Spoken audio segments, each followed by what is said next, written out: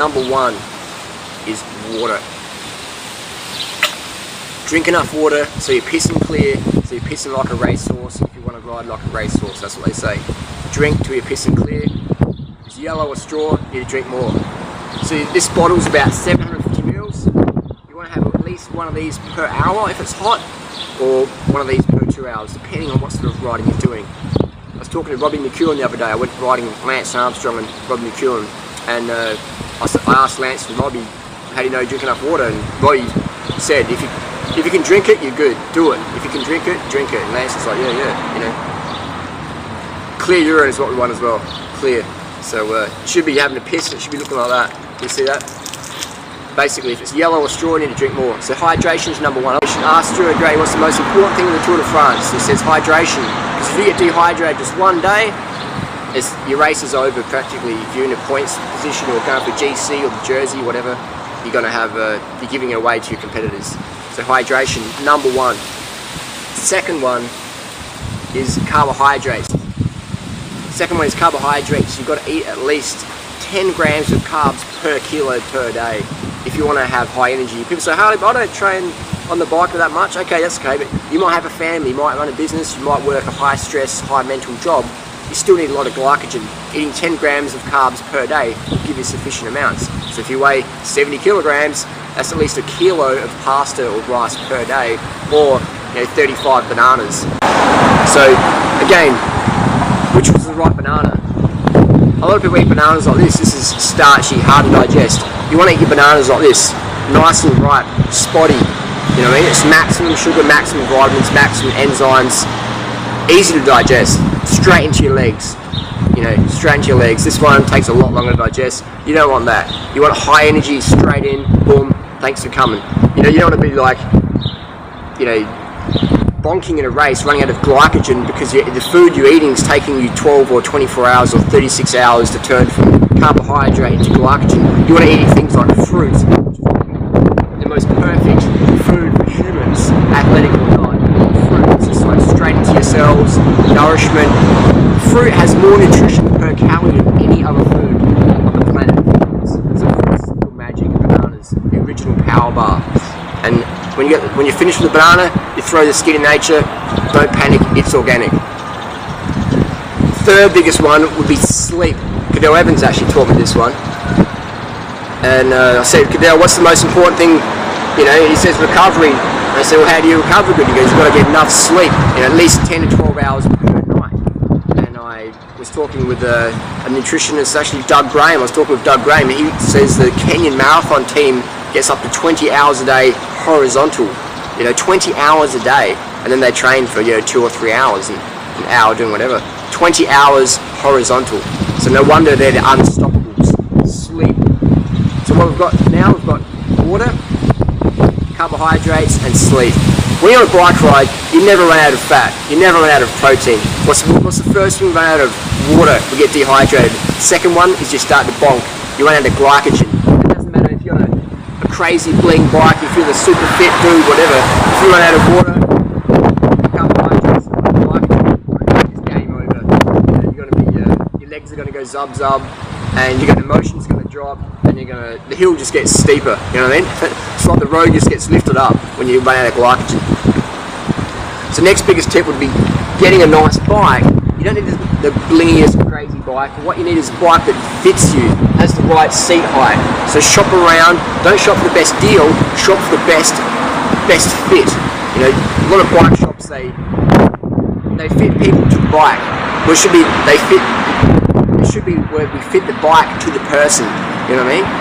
So don't buy a bike because it's super cheap but it's the wrong size for you. Shop around in your town, or if you have to, get on a plane or travel to find somewhere where they can fit you correctly. So I'll tell you now, bike fit is so important. It's so important. I can't stress enough.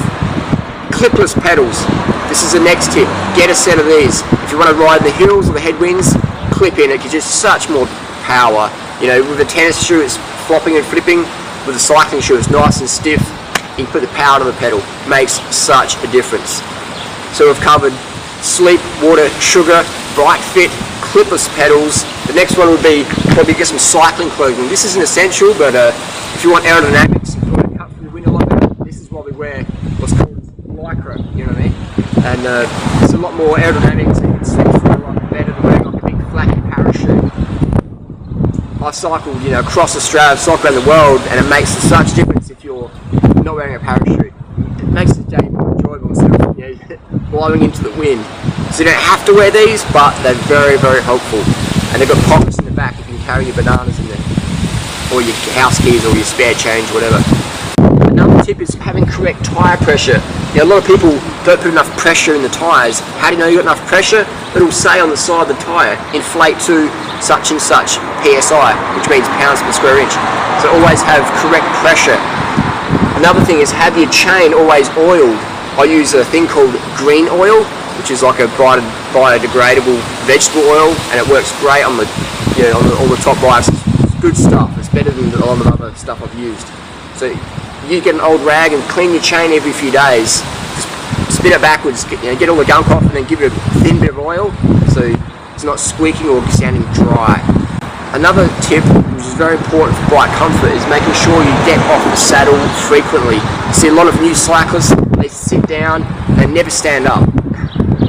And then they say, oh, my banana's gone numb, or, you know, my groin is just on fire, because they're always sitting down. It's like right now, I'm sitting on the ground, but if I move up for a few seconds, I can feel blood flow coming to my butt cheeks, and if I sit back down, there's comfort.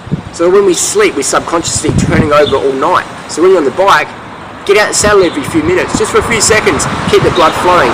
You know, alternate positions, relax your shoulders, maybe right on your handlebars, relax, just to help yourself drop your shoulders, because a lot of people, they sort of hunch their shoulders up, and that's going to restrict your breathing, so you want to have nice, relaxed shoulders and bent elbows.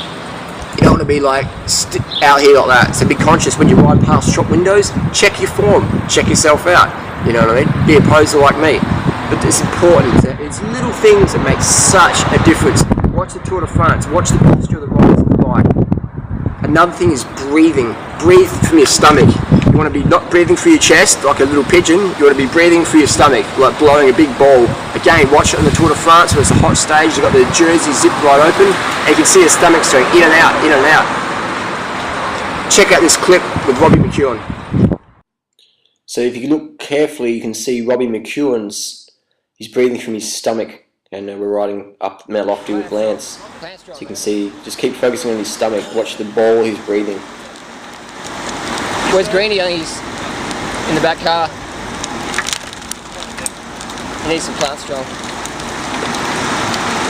Is he going to bite Hasenat or what?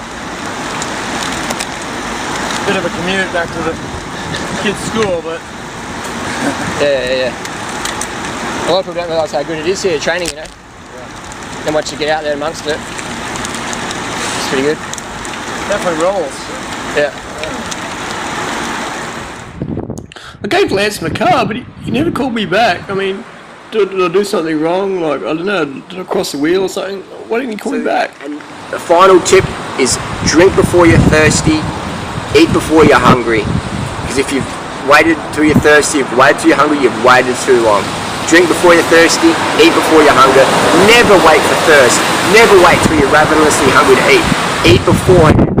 When you're really hungry, you've waited too long, you've only got maybe 10, 20, 30 minutes until boom, you're bonking, your glycogen's just going to run out. You're going to, you know, crash mentally, or shouldn't even crash physically, have an accident. I've seen that a lot of times. So these little tips are so minor, but they're so major. They're minor in effort, but major in results. And a lot of people say, oh Harley, that sounds... I'll tell you what, getting injured's inconvenient. Training for 6 months and then going to a race and bonking because you didn't eat enough carbohydrates, that's inconvenient. Buying a nice bike but it totally doesn't fit you, getting injured again, that's inconvenient. You know, eating foods that give you a stomach ache because they're not ripe or whatever, that's inconvenient, you know what I mean? Final one, helmet. You've got to wear a helmet, you know what I mean? Shop around, get the best one that fits your head nice. And I see a lot of people, they do the straps at the back like this. So why wear a helmet at all? You know what I mean? It's you want to have it not like constricting you like this, but you want to have at least 2 fingers width in there. So it's not constricting you, but it's not going to fly off your head in the event of an accident. and you can sit in front of the mirror and just position it. So you want to have the gaps even here. And helmets these days, they're great. They're almost fashion items, you know what I mean? It's sort of like, the weight factor is really cool in helmets, but they can save your life. I wouldn't be here today if it wasn't for a helmet. I'd probably be more crazy and brain damaged than I really am. Definitely helmets, you've got to wear them. And what I find funny is people riding fixed gear bikes around town, no brakes, and their helmet is strapped up like this. And I call them flakers, because they're ready to check off the planet. This is funny. And normally they've got a cigarette in their mouth as well. And you want to have your helmet not like this. You want to have your helmet again, you know, straight across your head like that. Maybe a finger's width between your sunglasses and your helmet. Sunglasses, I find it very helpful in protecting against bugs hitting your face or rocks, or maybe a bit of sun glare if you're riding into traffic can be dangerous sometimes. So sunglasses, again, find what style fits your head, what's most comfortable. Same with the helmet. It's the same with shoes. Try before you buy, and your local bike shop, best place to go for mechanics and advice on the new bike purchases, and of course the most important factor is getting fitted to the right bike. So thanks for watching, and if you have any more requests, type your comments down below, and I'll see you on the road.